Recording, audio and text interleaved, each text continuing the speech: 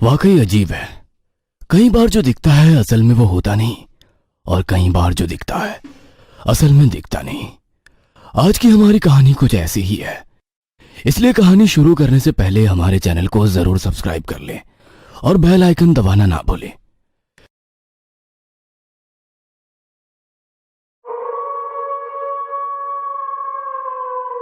Raipur central jail. रात के करीब 12 बज रहे थे। पूरे जेल में मौत की शांति पसरी हुई थी। सभी कैदी गहरी नींद में सो रहे थे, पर सेल नंबर 403 से लगातार मंत्रों की आवाजें आ रही थी।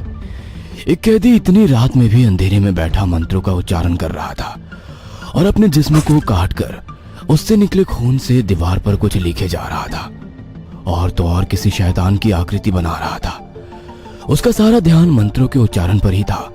तभी उसने देखा कि जिस शैतान की आकृति उसने अपने खून से बनाई है, उसकी आंखें लाल होकर चमकने लगी थी। आंखों को चमकता देख कैदी मुस्कुराने लगा था। उसने उस आकृति को देखकर बस इतना कहा, बस मुझे इस दुनिया से मुक्त कर दे, मुझे अपने साथ अपनी दुनिया में ले जा, मैं अब और जीना नहीं चाहता। यह कहते हुए कैदी बेहोश हो गया था।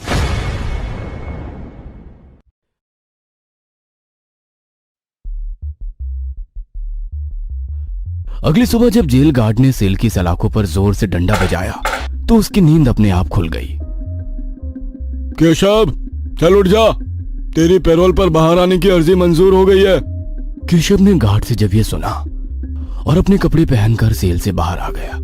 दरअसल केशव को 14 दिन के लिए पैरोल मिली थी और 15वें दिन उसे वापस जेल आना था, नहीं तो उसे अरेस्ट कर उसकी सजा और बढ़ा दी जाती। लेकिन केशव ने पैरोल के 12वें दिन पूरे होते ही उसने खुद को जलाकर आत्महत्या कर ली। पुलिस को उसके घर से केशव का जला हुआ शव और सुसाइड नोट भी मिला, जिसमें उसने लिखा था कि अब मैं इस दुनिया से मुक्ति चाहता हूँ, मैं अब और जीना नहीं चाहता, मुझे वापस उस नर्क में नहीं जाना है। सुसाइड नोट पढ़कर पुलिस इस नतीजे पर पहुंची कि केशव ने जेल की जिंदगी से तंग आकर आत्महत्या की है। यहाँ तक कि पुलिस ने मामले की रिपोर्ट भी बना ली थी। लेकिन जब पोस्टमार्टम रिपोर्ट पुलिस के हाथ में आई तो पूरा मामला सिक्के की तरह पलट चुका था। फिर जो कहानी सामने आई उसे जानकर पुलिस भी दंग थी। दरअसल पोस्टमार्टम रिपोर्ट में लिखा था कि मौत के बजाय आग या धुएं से दम घुटना नहीं बल्कि गला दबाकर हत्या हुई है। यह खबर रातों रात रायपुर की सुर्खियां बन गई, जिसे सॉल्व करने के लिए दिल्ली से स्पेशल ऑफिसर दुष्यंत को नियुक्त किया गया था। दुष्यंत ने आते ही सबसे पहले वारदात पर खींची गई सारी फोटोग्राफ को गौर से देखते हुए हवलदार पाटिल से कहा, पाटिल, केशव के पैर बिल्कुल एक दूसरे से चिपके हुए हैं, जबकि जब भी कोई जलकर मरेगा तो वो तड़पने लगेगा। इस हिसाब से तो उसके पैर एक दूसरे से चिपकने के बजाय अलग अलग होने चाहिए, लेकिन इस केस में ऐसा नहीं है। फिर दूसरी तस्वीर देखते हुए दुष्यंत ने पाटिल से कहा, और इस तस्वीर को देखने पर साफ पता चलता है कि केशव का चेहरा और सीने वाला हिस्सा ही पूरा जल गया है, जबकि हाथ और पैर ज्यादा नहीं जले हैं, लेकिन अजीब तरीके से मुड़े हुए भी। साहब, इसका मतलब तो यही है कि पहले केशव को जबरदस्ती बांधा और फिर गला दबाकर जान से मार दिया, फिर उसकी बची कुची पहचान मिटाने के लिए बॉडी को जला दिया, खास करके सीना और चेहरा।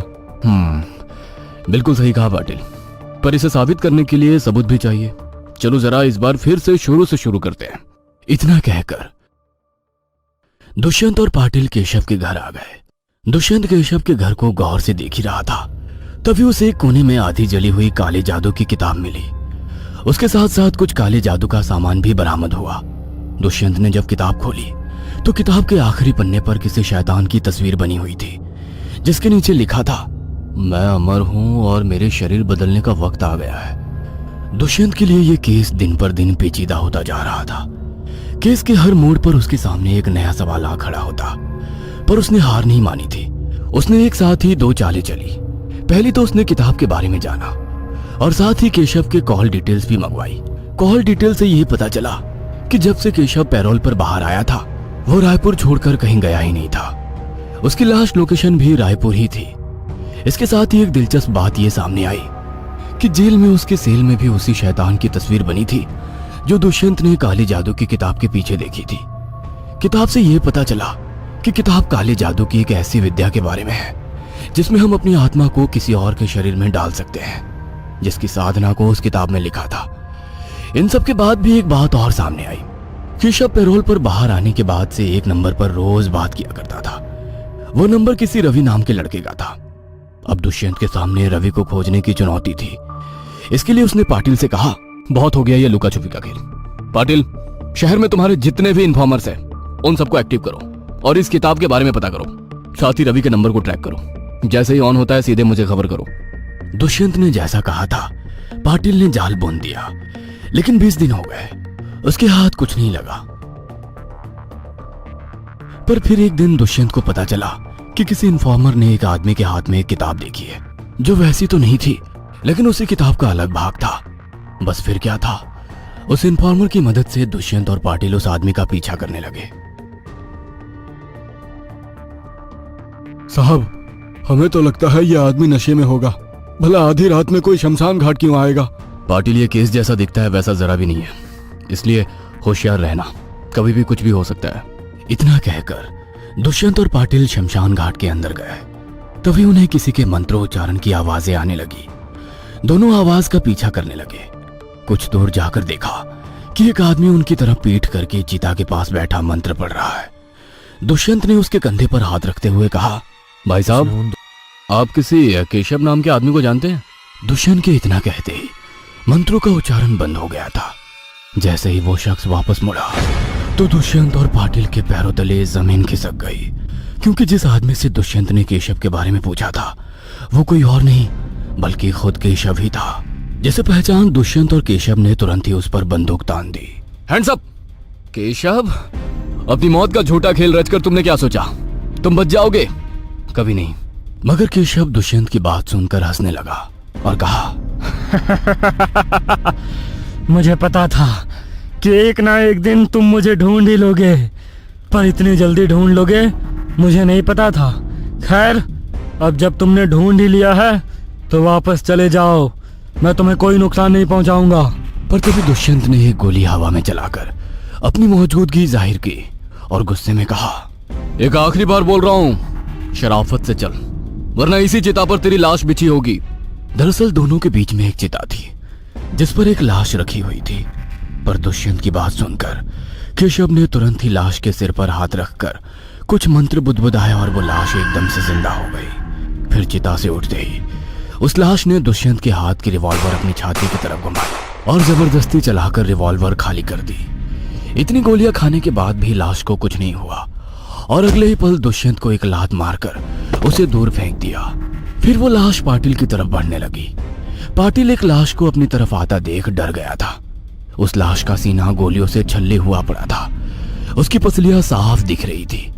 ये सब देखकर पाटिल कांपने लगा और उसके हाथ से बंदूक जमीन पर गिर गई। पर इससे पहले पाटिल अपनी बंदूक वापस से उठा पाता, उस लाश ने पाटिल को गर्दन से पकड़कर बीच हवा में उठा दिया और एक हाथ उसके जिस्म में घोंप दिया। पाटिल दर्द से बीच हवा में तड़प रहा था, मगर उस लाश ने उसे जान से नहीं मारा और उसे फेंक कर वो दुष्यंत को मारने चल दिया। दुष्यंत ने पहले वो लाश पर खूब हमले किए, पर लाश पर कुछ असर नहीं हो रहा था। फिर जब दुष्यंत थक गया तो लाश उसे बालों से घसीटता हुआ वापस केशव के पैरों में लेकर आ गया। मौका दिया था तुम्हें जिंदा रहने का, पर तुमने जिंदगी नहीं मौत चुनी, जिसका परिणाम अब तुम देख ही रहे हो। मरने से पहले अगर कोई आखिरी ख्वाहिश है तो बता दो। सुना है आखिरी ख्वाहिश पूरी हो जाए तो मौत का दर्द कम हो जाता है। केशव की बात सुनकर दुष्यंत ने बस इतना कहा, अगर तुम जिंदा हो तो फिर वो जली हुई लाश किसकी थी? वो लाश दरअसल मेरे छोटे भाई की थी, मेरी जैसी कद काठी, हल्का हल्का चेहरा भी मिलता था हम दोनों का। बचपन से ही उसे ज्यादा प्यार मिला, हर चीज पहले उसे दी जाती थी, फिर मुझे पूछा जाता था। बचपन से लेकर आज तक वो मेरा हक मारता आया था, और जब मेरी शादी हो गई तब उसने मेरी पत्नी पर हक जमाना शुरू कर दिया। मेरी पत्नी और उसके संबंध बनने लगे।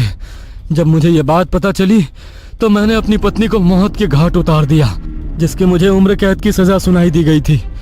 पर मेरा भाई अभी भी जिंदा था, मैं उसे जान से मारे बिना कैसे मर सकता था।